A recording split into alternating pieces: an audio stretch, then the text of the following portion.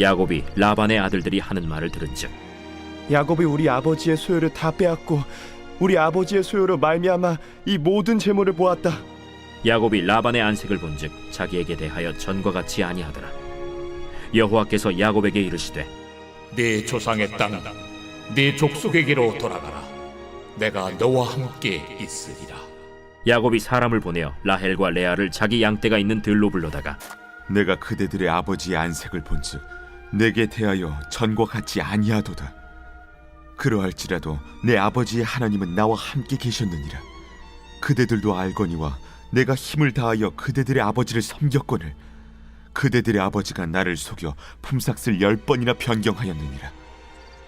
그러나 하나님이 그를 막으사 나를 해치지 못하게 하셨으며 그가 이르기를 점 있는 것이 내 삭시 되리라 하면 온 양떼가 낳은 것이 점 있는 것이요 또 얼룩무늬 있는 것이 내 삭시 되리라 하면 온 양떼가 낳은 것이 얼룩무늬 있는 것이니 하나님이 이같이 그대들의 아버지의 가축을 빼앗아 내게 주셨느니라. 그 양떼가 새끼 뵐 때에 내가 꿈에 눈을 들어보니 양떼를 탄 순양은 다 얼룩무늬 있는 것과 점 있는 것과 아롱진 것이었더라. 꿈에 하나님의 사자가 내게 말씀하시기를 야곱아 하기로 내가 대답하기를 여기 있나이다 하매 이르시되 내 눈을 들어보라. 양떼를 탄 순양은 다 얼룩무늬 있는 것, 점 있는 것과 아롱진 것이니라.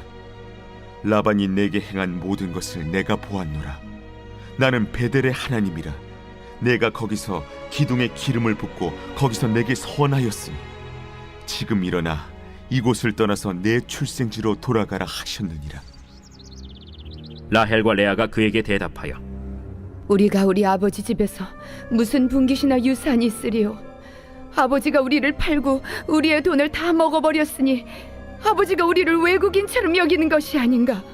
하나님이 우리 아버지에게서 취하여 가신 재물은 우리와 우리 자식의 것이니 이제 하나님이 당신에게 이르신 일을 다 준행하라. 여러분 반갑습니다. 오늘도 큐티로는 기막힌 하루입니다. 창세기 31장 1절부터 16절 내 조상의 땅으로 돌아가라. 오늘 큐티의 말씀을 요약을 한다면 야곱은 자기의 증가하는 재산에 대한 라반의 아들들의 화가 난 이야기들과 라반 자신의 안색이 자기에게 대하여 정과 같지 않음을 보았습니다.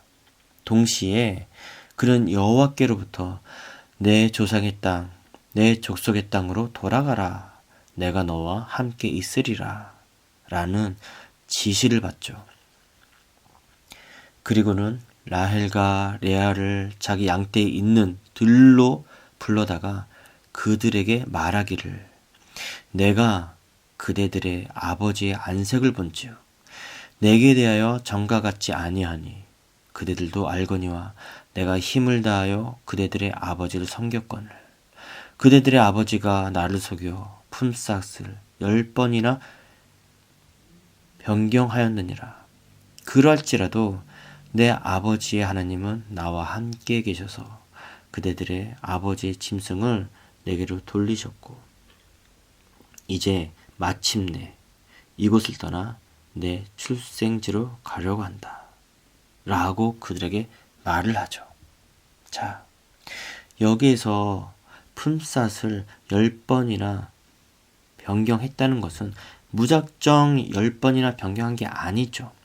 어떻게 해서든지 야곱에게 품삯을 주지 않으려는 의도가 있다라는 것이죠. 한 번을 품삯에 대해서 변경을 했는데 이게 안 먹히는 거예요. 변경할 때마다 하나님께서 야곱을 도와주셔서 품삯을 더 풍성하게 받게 하는 것이죠. 그래서 라반은 품삯을 아끼기 위해서 계속해서 변경을 했다는 것입니다. 그게 10번이 됐다는 거예요. 그러나 결과는 어떻게 됐습니까? 라반은 품삯보다 더 많은 재산을 잃고 말았습니다.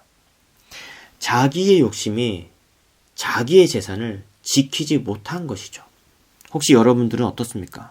나의 욕심으로 인해서 지키지 못한 재산이 있지 않습니까? 잃어버린 재산이 있지 않습니까? 머리 쓰며 아끼려다가 잃을 수 있다라는 것입니다.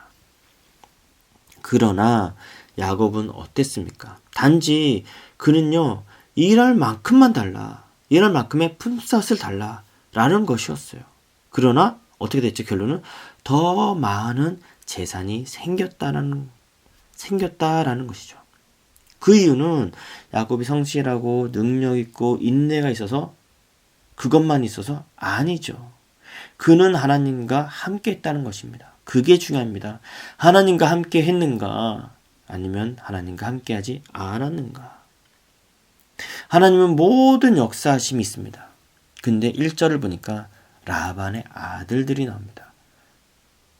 라반의 아들들이 야곱이 우리 아버지의 소유를 모두 다 빼앗았다 라고 그렇게 말을 하죠. 세상의 눈으로 보면 그럴 수 있습니다. 그러나 야곱은 특별히 자기가 뭐 한 게 없어요. 특별히 한 게 아니에요. 하나님께서 도와주시 않는다면 아무런 일도 일어나진 않습니다. 하나님께서 도와주셔야지만이 우리의 삶에 그러한 일들이 일어난다는 것이죠. 야곱은 하나님께서 관여하는 삶이었다는 것이죠. 근데 모두 다 형통한 것도 아니었어요. 부자가 됐다? 이것만 보시면 안 된다는 것이죠. 그도 얼마나 어려운 상황을 살았습니까? 그 어려운 삶 자체도 하나님께서 관여했다라는 것이에요. 근데 우리가 여기서 주목해야 될 거, 아까 말한 1절이죠. 라반의 아들들의 말에 주목을 해야 합니다. 혹시 우리의 삶이 그러지 않습니까? 우리의 모습은 어떻습니까? 라반의 아들들처럼 기분 나빠하는 모습이 바로 내 모습 같진 않습니까? 저도 기분 나쁜 상황이 있었죠. 있었습니다. 저번 주 토요일 날 교육자 모임 때 어찌저찌 하여서 여러 가지 사정으로 인해서 목요일 날 새벽 예배를 제가 하게 되었습니다. 저는 거부를 했죠. 근데 담임 목사님께서 완강하게 나오시는 거예요. 솔직히 설교를 놓은 지도 꽤 오래됐고 제가 구속사 설교를 잘하는 것도 아니고 하여튼 이래저래 여러 가지 모습으로 하여튼간에 싫은 거예요. 근데 담임 목사님의 그 완강한 모습에 토요일 날은 넘어갔어요. 근데 생각을 해보니까 이게 아닌 거예요. 그래서 주일에 모든 예배 다 끝나고 제가 목사님께 찾아가서 이런 말 했습니다. 그렇다면 목자 모임 때 이 얘기를 나누세요. 과연 권목사가 목요일 새벽 설교를 해야 하는가? 이 얘기를 나누시라고. 제가 의도가 있었죠. 그 얘기한 의도는 분명히 목자들 중에 단 한 사람이라도 그 이상이면 더 좋지만 새벽 설교를 반대하는 사람이 있을 거다 생각이 들었어요. 왜? 그 귀한 시간에 구속사 설교, 담임 목사님의 그 구속사 설교를 들어야 되는데 잘 하지도 못한, 구속사 설교를 잘 이끌지도 못한 제가 하는 것에 불만을 품은 자가 분명히 있을 것이다. 그러므로 제가 새벽 설교를 안 하는 조건, 그러한 명분을 만들기 위해서 목자 모임 때 한번 나눠보시라고. 그래서 어떻게 했냐면 거기에서 결정이 나온 대로 제가 하겠습니다 라고 했어요. 저는 당연히 기대를 했습니다. 안 할 수도 있겠구나. 근데 그날 오후에 담임 목사님으로부터 톡이 왔습니다. 만장일치로 새벽 설교를 제가 하는 걸로 통과가 됐다는 거예요. 제가 그 톡을 보는 순간 왜 이렇게 싫은지. 약간의 시간이 흘렀습니다. 화요일이죠. 화요일날 저녁에 혹시 몰라서 이명숙 전도사님께 제가 톡을 보냈어요. 정말로 목장 모임 때 이 안건을 가지고 한 게 맞냐? 라고 제가 물어봤어요. 왜? 담임 목사님을 조금 의심을 했기 때문에 안건으로 하지 않았는데도 불구하고 담임 목사님 혼자 하신 건 아닌가? 이야, 이러면 안 되는데, 그죠? 혹시 몰라서 다시 한 번의 점검을 하기 위해서 임 조사님께 제가 톡을 보냈습니다. 근데 임 조사님의 답변은 이렇습니다. 100% 찬성했습니다. 그 톡을 보니까 더 실망했습니다. 이렇듯 저도 라반의 아들들처럼 기분 나빠하는 모습이 제 모습 가운데 있었다는 것입니다. 그럼에도 불구하고 지금 이렇게 설교를 하고 있습니다. 그리고 어떻게 해서든지 설교를 안 할 국리만 생각하고 있습니다. 그게 지금도 그 국리를 하고 있다는 거예요. 이렇게 연약합니다. 제가 목사인데도 불구하고 이렇게 연약한 저의 모습을 오픈하는 것이죠. 제가 구속사 설교를 잘한다면 시켜달라고 했을 거예요. 왜 나는 안 시켜주냐? 나도 목사인데 설교 좀 시켜달라.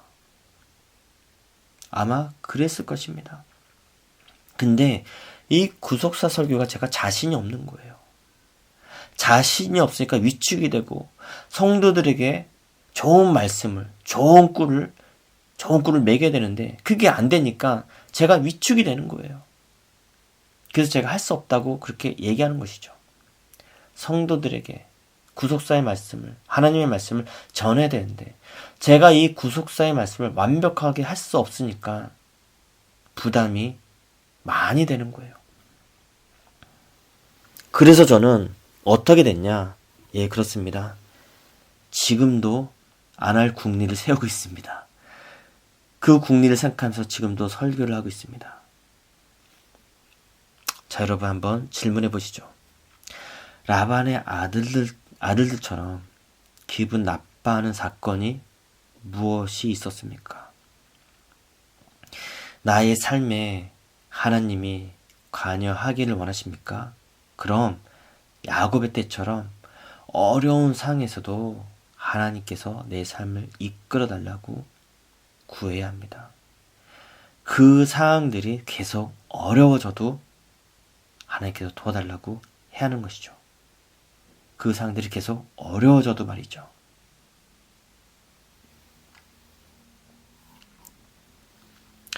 오늘의 보성상자 5월 5일 사납고 더럽다고 모두 피하는 내 가족을 주님처럼 소망의 시선으로 바라보는 한 사람이 되십시오.